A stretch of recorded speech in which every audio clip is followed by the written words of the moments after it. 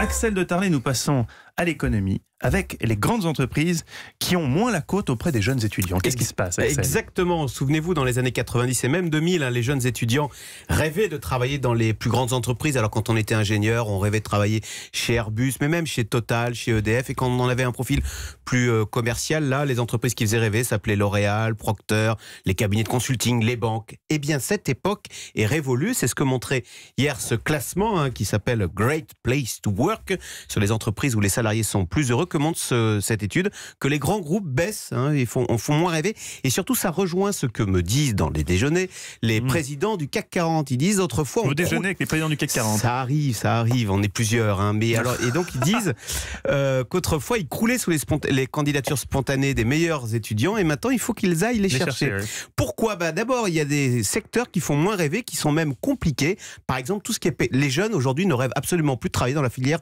pétrolière. Les émissions de CO2, ça ne fait pas rêver les jeunes. On peut le comprendre. Mais essayez la même chose pour le nucléaire. Chez Areva et chez Orano, qui est le successeur maintenant on ne dit plus Areva, on dit Orano, mais même chez EDF, ils ont du mal à embaucher les meilleurs ingénieurs.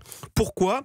Donc d'abord parce que ces secteurs font moins rêver. Et puis autrefois, les grands groupes avaient deux atouts qu'ils ont perdus. Premier atout, quand on entrait dans un grand groupe, on avait une carrière assurée. Oui. Voilà. C'était tracé. Et bien aujourd'hui, les grands groupes font aussi, eux aussi, des plans de départ, ils se séparent de leurs salariés. Et puis deuxième chose, les grands groupes, ça vous ouvrait les portes de l'international. Quand on allait chez Michelin, on avait l'assurance de voyager sur les 4 continents. Or, aujourd'hui, c'est moins vrai. Même une start-up qui débute, même elle va s'inscrire immédiatement ou très rapidement dans un profil international. Donc ces deux atouts des grands groupes, ils les ont perdus, ce qui fait que les jeunes sont moins attirés par ces grands groupes. Mais alors, où veulent travailler les jeunes étudiants fraîchement diplômés, Axel ? Aujourd'hui, ce qui fait rêver les jeunes qui sortent des meilleures écoles, c'est un profil à la Mark Zuckerberg. Tout le monde ne peut pas créer Facebook, ou en tout cas.